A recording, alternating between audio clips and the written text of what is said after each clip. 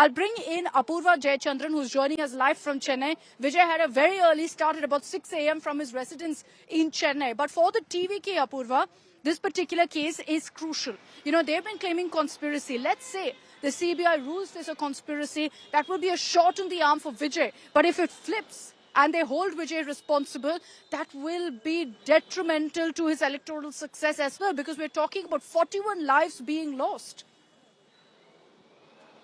Well, that's right, Akshita. And if we look at the big picture there, definitely it does look like there is a lot at stake for, TVK chief Vijay. Yes, it was his campaign at which this unfortunate incident had happened. 41 innocent life, including that of women and children that were lost there. You can see that in the earlier assumption, you can see there are a lot that has been received as a flag on part of TVK. That administration there, the TVK cadres and organizers who were there as a part of being on ground ahead of Vijay's Karur campaign, there was there proper rules and regulations that were followed there.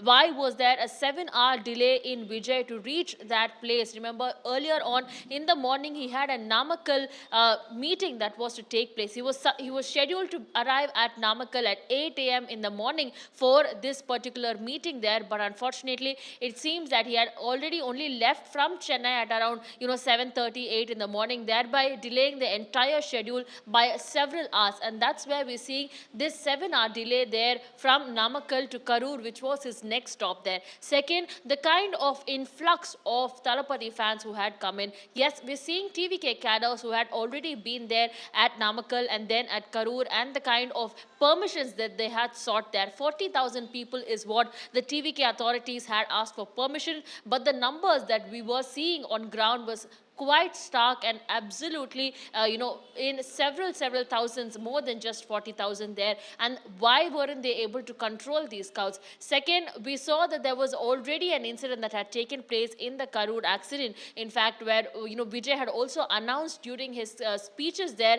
regarding one child that had allegedly gone missing in those crowds. The massive rush and influx of crowds of people who had gathered there, that had led to a lot of pandemonium in that area. It was a very small crowded area in which you just saw fans scoring in and try to catch a glimpse of their favorite leader who is now a politician who started his party and was coming to their city, their hometown Karur, and speaking. So it definitely did hold a Correct. lot of emotion for them to see Vijay coming there and doing that. And two, the CBI questioning here comes after there has been a lot of any of blame them, game whether it's that Apurva had or any of occurred. my other colleagues based in Chennai, Anaga or Pramod, every one of them say that this was a tragedy waiting to happen, because you visited any one of Vijay's rallies, the crowds were insane. They were coming together in such large numbers. There was no way anyone could control it. There have been questions about the manner in which the TVK handled it.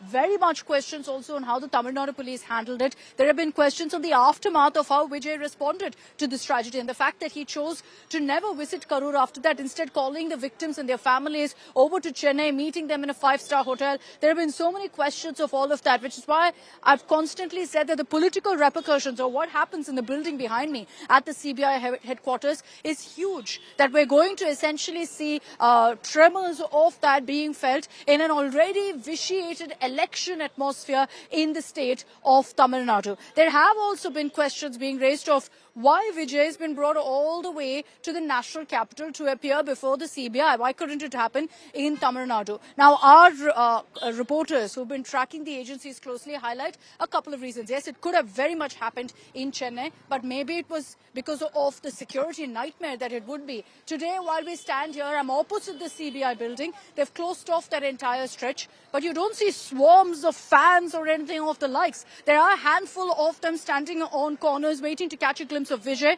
but very much controllable from a security perspective. The same situation in Chennai could have guaranteed you would have led to thousands of people gathering all around here waiting to catch a glimpse of Vijay. And maybe that was the one factor they looked into before deciding to keep him in Chennai, to summon him in Chennai versus here. The other aspect of this is, why has Vijay been summoned? Yes, he's going to put forth his version of events, especially at a time when he's been crying conspiracy, but there's also the other aspect here. of the fact of whether he is a suspect and accused in this case. Is that why the CBI has called him in? Because mind you, the Tamil Nadu police has squarely pinned the blame so far on the TVK functionaries in Karur. Remember, 2-3 of them were also taken into custody in the aftermath of that stampede. So therefore, there were questions being asked of Vijay as well about whether he acted in a responsible manner and whether there was mismanagement on his part as well. The fact that he turned up so late, did that make things worse? So is he being questioned as an accused in this particular case? It's too early, honestly, to tell. It depends on how the case essentially progresses.